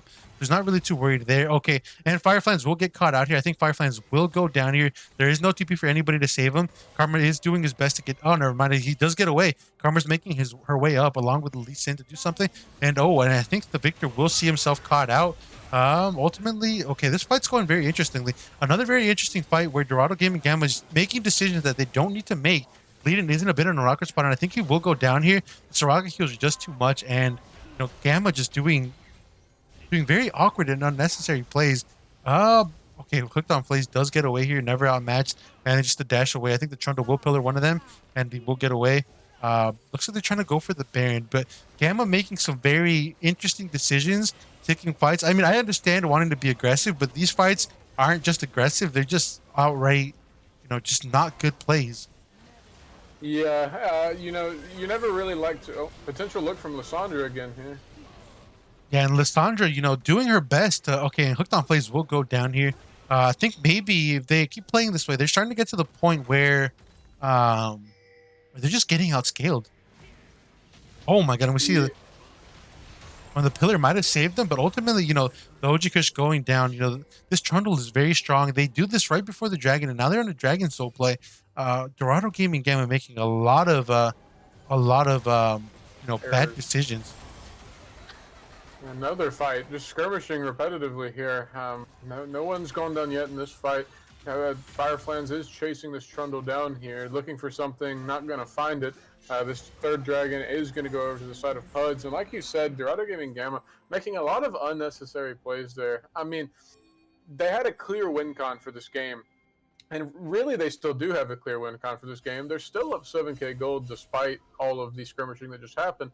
And, they really need to rein in these plays. That entire set of skirmishes there around the Baron started off with a attempted save onto Fireflans after he was caught out top lane. And, starting fights on attempted saves on people, is not always the best way to fight, especially with a team like the side of PUDS that's able to answer these fights so quickly with these Shin Rs and these Soraka Rs and to take these fights or to affect these fights from far away. Yeah, so definitely. I mean, Dorado Gaming Gamma had a huge lead. It's still a very big lead. It's been only cut down to 6.5 gold, 6,500 gold difference. It was almost at 10,000. So you have to be very careful. The Victor and the Ezreal will scale very well. The Lissandra is very strong. And we've been seeing what she's doing. She pops the Ezreal and the Victor, but ultimately, I think Dorado Gaming Gamma should be looking to have a little more heal cut for that Soraka. Certainly, yeah. With Soraka's recent changes, it does make it hard to build heal cut against her. Potential look from the Trundle here, going on to Lee Sin. Nothing gonna come of that yet. Yeah, that Trundle's very strong, and this okay. And Leiden could be in a bit of trouble here. Leiden, I think, might be going down. He does heal. He does get away. I think okay, and Fireflans could be in a bit of trouble here himself. The Trundle will jump on him. The Trundle does drop the ult. Both of them just kind of just walk away from each other.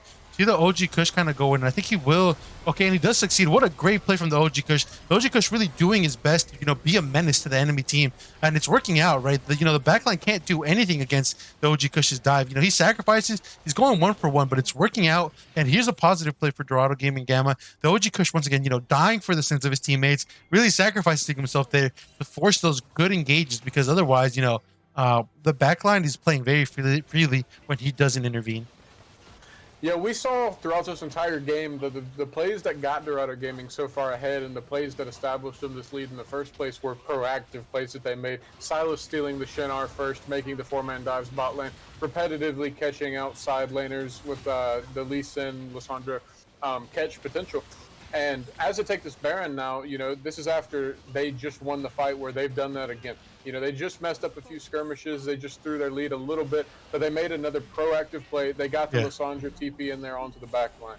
And, that's what Dorado Gaming needs to close out this game, is to stay proactively making plays and less reactively trying to save their teammates in bad positions. Yeah, and also, I mean, the one thing I did kind of want to note is that these saves that are reactive are happening because of poorly thought out or poorly or misexecuted proactive plays. So they are trying to engage, but they maybe that's not the time to engage. So you obviously want to be proactive, but you also want to be smart about how you're proactive.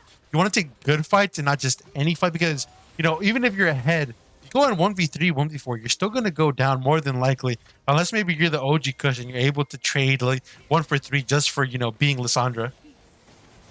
Certainly, yeah.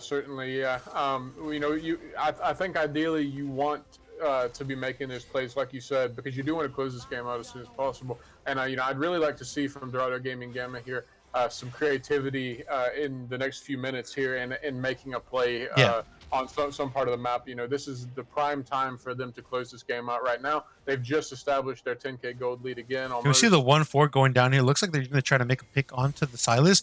Silas will get away, and I think that Dorado Gaming Gamma will respond by taking this mid tower lead, and it does get very chunked here. One quick comment I wanted to make about Leiden's build is I'm not a fan here. I think the fact, again, that there is no Lord Dominix to shred the Trundle, who's really the only threat on their side. Oh, God, look at that big damage. Looks like red side is looking to engage here. I think they might be able to. Never mind. The hooked on place does manage to get away. He pops the Shirelles, and he does walk away. But like I wanted to say, I think I would have preferred to see the similar build to before, but with LDR, never outmatched, in a bit of trouble here. Oh, and they do go onto him, but the Trundle is a little too beefy to get away. Meanwhile, the Silas taking bot lane tower. Looks like they're going for the inhib. They're still applying pressure here from Dorado Gaming Gamma. Not allow PUDS to really react and help their Shen. Yeah, I have to agree with you. One thing I did want to mention is that the side of Dorado Gaming Gamma in these non-committal skirmishes where they're only tiptoeing back and forth between each team, they're really starting to get poked out by this Ezreal and this Victor. This is starting to get to the point in the game that we talked about where if Dorado Gaming Gamma do not close the game out soon, they will start to feel the effects of this Victor and this Ezreal scaling. And to some extent, they already are feeling these effects. This Ezreal is starting to almost one-shot this MF if he lands more than one ability on her. Yeah, but this dragon, oh my god, that was very close. This Ezreal has, stopped my heart on 2 occasions now, looking like he might be able to steal the objective. But thankfully for Dorado Gaming Gamma, they have not allowed that to happen. But like you said, this game, this shouldn't last much longer. Even though the gold lead is 11,000, they want to be careful, right? One bad fight, and Dorado Gaming Gamma could see themselves on the back foot. The Ezreal is very strong, and I'm not the biggest fan of lead-ins build this game again either.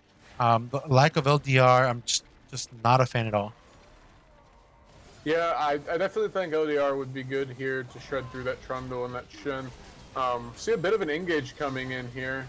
The Shen looking to land a big taunt here, 3-man taunt. Oh, Leadin on the back line. Leadin, I think, will go down here. Leadin is he does go down, but the Dorado Gaming front line is on the back line of Performance Enhanced Ducks, and I think they just lose here. Actually, huge quadra kill from Never Outmatched. And that fight was kind of all over the place. Unfortunately, we didn't see the more exciting Dorado Gaming Gamma frontline versus their backline fight. We only saw Leadin kind of get beat on. But ultimately, it is a game for Dorado Gaming Gamma. And they will advance to the quarterfinals of Legends. Bit of a antsy game. I think this game could have been over a bit earlier. But great job by them nonetheless. They did a great job here. Very good job. For the most part, they were clean. Sometimes, they did the little throws, little misengages, whatever, throw 3,000 gold. It happens, right? That's just what plat teams do.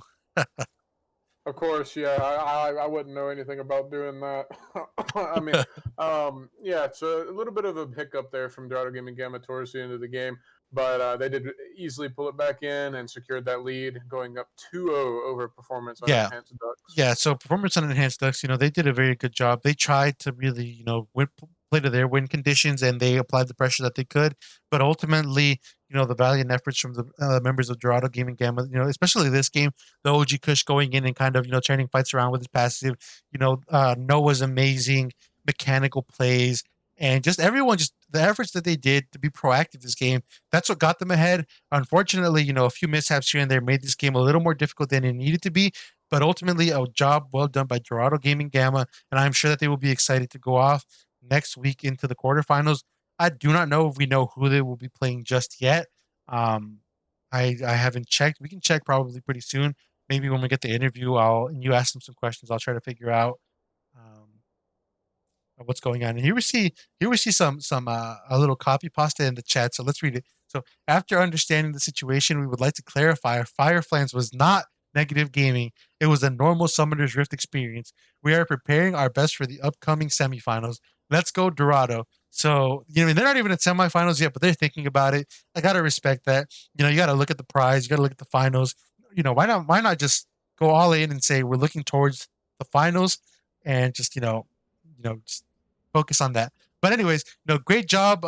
Good job, boys, to really finish that game strong. But, let's pick our MVPs. Do we have one or two MVPs, or do we want to bring all of them in to just kind of talk with them after that series? Well, I think in true PRL playoff style, we should do a full team interview. Even though this isn't PRL, got to extend the spirits of what we've all come to know and love in PRL, and do the full team interview since this is a playoff game. Yeah, that sounds good. Yeah, I guess in playoffs they always do full team interviews if you win, right? That's the custom. Yeah, in PRL at least.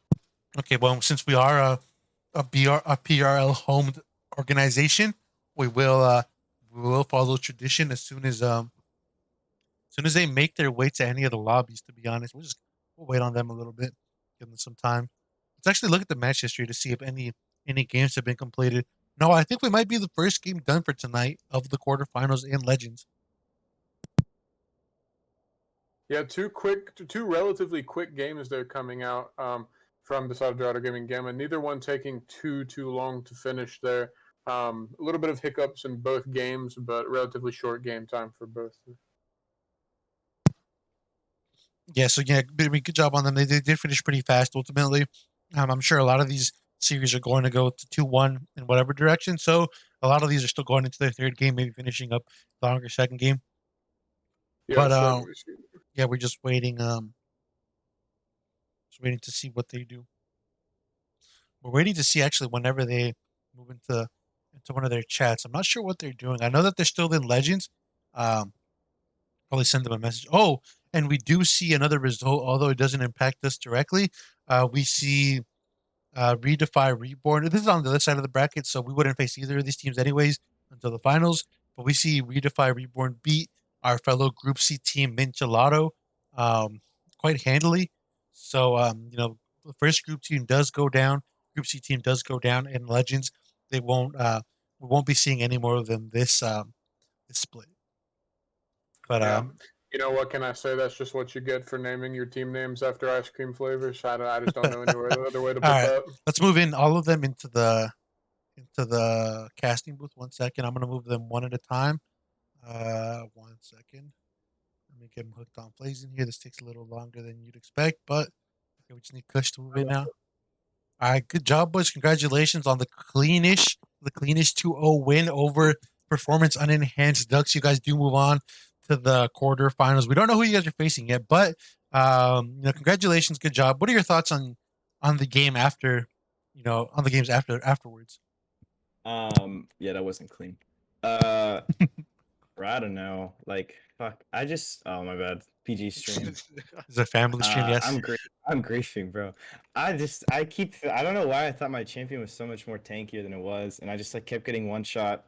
Like I wasn't respecting the damage because I thought that all of them were as behind as the Shen. So I made that game like 10 minutes longer than it should have been. That's my bad, but it's okay. No, it happens. That's just, I mean, you live by the top lane or you die by the top laner, right? You camp your top laner, you get him ahead.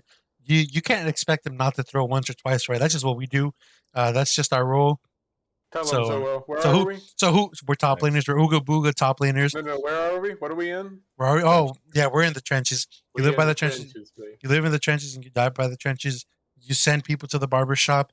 You get sent to the barber shop. I mean, I did exactly flame Horizon the Shen, and he, you know what I mean. So it's like, that's what you get for starting corrupting pot, I guess. Like that's just super cringe. I Yeah. guess he thought he could kill me, but Yeah, very interesting decisions from the Shen. Let's see how much damage he did. I do have the graph up right here, and he only did 3,000 damage this game. He actually did less damage than the Soraka. So that's Absolute gamer. Shen woke up feeling dangerous. Absolute gamer. Yeah, Shen woke up. Bozo. Yeah, very unfortunate, but yeah, that was an interesting game. We towards the end, it was getting a tiny bit worrying because their comp does scale very well. Do you guys share those concerns? Yeah, it was yeah. it was pretty evident that our Ezreal's ability scaling. to hastily take down objectives was specifically the Baron was absent. Yeah. That game we were talking about whether Leiden should build lethality or crit before the game, and we felt that the lethality shred onto the backline was going to be important, but then I think we did not consider How late it was how gonna go. poorly our objective taking capabilities would have been because we had no true tank. So stylistically this comp was a little bit different than other things that we've done before. Yeah, it was a very I new think comp. I want to say I was a little surprised at the comp when it came out. Your guys' game one comp was a tried and true OG Dorado Gaming Gamma comp, very familiar. Maybe the LeBlanc was a little different, but overall it's something we're all very familiar with. This second comp was it was different, but to be honest, you guys did very well on it. You guys understood that it was a pick comp, and you guys are picking them off, except those few times that were a little interesting. But for the most part, very good engages. Very very interesting kamikaze plays from the OG Kush to get those Yeah. passive triple kills. Yeah, I had a question I wanted to ask real quick about that specifically from that second game. Would you compare yourself in that second game to a kamikaze pilot? Because you certainly look like one on the stream, going in Yeah, 1v5. I think so. Basically, my job, right, is just to lock down um the the Soraka and Ezreal, hopefully at the same time with a W. With how much other like dive and layering of damage with Misfortune Ultimate and whatnot. So I'm like basically just out there just to try to kill, try to lock down both of them and kill one of them just to get the passives rolling. Um, but Yep. had a little bit of a mishap with communication with that dive when we were taking down tier 2 mid, which was a Yep. little you know, which is a little crazy, but Yeah, it ended up it working out happened. for you. Picking up 3 with just a passive, it did end up working out for you. But yeah, some spectacular plays that we saw coming out from the Lysandra engage that game. One other question I did want to ask about some specific picks from the first game this time was the combination between the Zillion and the Xin Zhao. You know, just making the Xin Zhao unkillable through the ult, Sterix, Gore Drinker, Zillion R. Um, and that proved to be really effective in game one, you know, against their relatively low damage team. So was that something y'all went into draft preparing to do to pull that out, or was it just something that kind of happened after you saw their picks? Don't leak too much, guys. Yeah, without leaking too much, I think that Zillion is one of the better junglers in the meta right now. Yes, as far as yes. getting enabled, or Yeah, Xin Zhao. I would agree. Xin Zhao. Zillion is one of the better junglers. Yeah, in the that meta. sounds I similar. agree. You shut your mouths right now. Yeah, Xin Zhao is really good whenever he's enabled. He's obviously a strong jungler all the time, but whenever he's enabled, he just really has that extra, oomph behind each of his hits. And I think whenever you have a comp that's quad melee, you're traditionally going to be very good into a Xin Zhao and not scared of it at all. But whenever it has the Zillion speed, it can kind of maneuver in and out, make it really hard for even melee champs to stay inside of the Xin Zhao circle to deal damage to him while he's ulting. Yeah, All right, definitely. thank you. Okay, yeah, we don't want to leak too much tech. We have to. That was, what we saw on stream today was just a, what do they call it? We're just kind of trying to lower our enemies' expectations. Whoever saw that, we just wanted to make them think. We don't want to leak too much tech, but we want to lull them into a sense of security, thinking that that was our regular gameplay. So we're not too worried. One more question. I just Okay. thought of real quick. Okay, so in the second game, when you saw that Shin pick come out, you know there was a certain champion that me and you were talking about earlier, Franco, that we might potentially be pretty good into that Shin there. Without saying the champion, did that cross your mind during that? Yeah, 100%. Why did we end up not picking? I don't remember. Bro, I don't know what champion it is, so Don't leak it. Don't leak it. Don't leak it. No, I won't leak it. But I think what it was is that the fact that I could steal Raka and Shenel with Silas just made it a better pick. And I thought the lane was going to be bad, like because if Shen EQs you pre-4, like he can just wipe you, right? But like Noah had face, so I was like, fuck it. Okay, there I go again. Fucking dropping PG words. My bad. That lane is turbo free, by the way. That lane is like the easiest baby cakes lane I've ever seen in my life. I mean, yeah, it was so. He has no answer to your W heal. It's atrocious for him. Yeah, he's like, oh, he's 1%. Oh, he's full HP. Oh no. Yep. Well, we did certainly enjoy seeing the Silas pick come out. I personally, as a fan of that other pick, would have liked to have seen it come out, but the Silas did prove to be a really good pick, able to make those proactive plays, stealing the Shinar first and enable the 4-man dive bot lane. Really well played on the Silas there into the Shin. Yeah. Early mid was good. Late game, we don't talk about that. Yeah, I was not negative gaming. I just want to clarify that. I do have to say that late game, a lot of y'all's engaged plays on the Silas and the Lysandra unfortunately got cucked by the Soraka silence and the not being able to Zhonya's. Dude, what a cringe champion! This kid just wanted to stay in the series for like 10 minutes longer. It's whatever. Anyway, yeah. We're just gonna pick 10 unique champions next week, so be excited for that. Well, it has to be 15 though, because you have to win at least 3 games. So it's best of 5 now. Yeah, this was the only best of 3, and it'll start at 7 EST. So for everybody that's watching out there, you guys tune in a little earlier.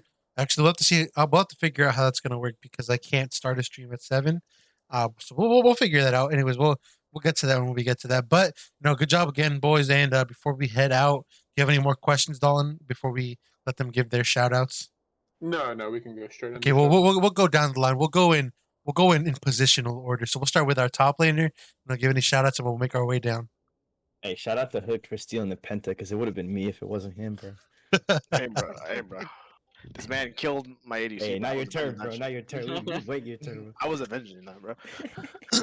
Okay, shout out to Hook for stealing Noah's Penta. That reminds you, that was such an amazing insect. I gasped. I mean, it's unfortunate you died, but that was such a beautiful insect. You did a little triangle, little play to get that Soraka in there, and I'm sure they didn't even know what happened. But great job there. But if Franco's done there, I gotta reiterate what we calmed as the casting was going on during that moment. Real quick, I said, "Wow, he just absolutely insect kicked her into the front door of the barbershop." My goodness, that was That's a just nice absolutely beautiful play. Yeah, no, I mean, I think my team got distracted by the Soraka in their face, and I just perished. I got auto attacked by two gentlemen. It was not a fun experience, but yeah, I mean, it's Lee Sin. That's the gameplay we signed up for. As far as shoutouts go, shout out to my team. You guys talked to me this set. I'm very appreciative of it. Always big thanks whenever that's going on, and I don't know. Shout out to Dare. Miss you guys.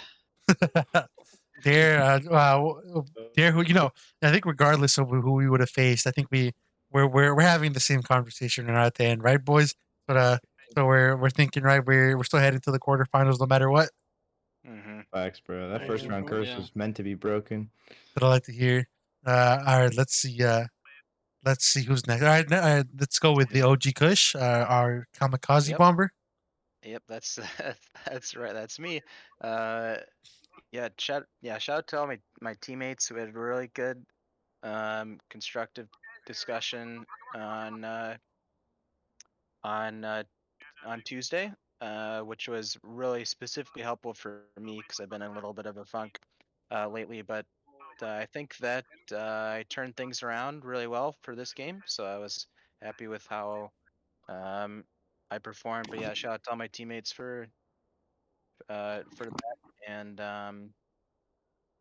that's it. All right, great to hear that. All right, let's go down the line now. Up next is leading. Yeah. So I think my shout out is basically the same, just having to like be able to talk more now, right?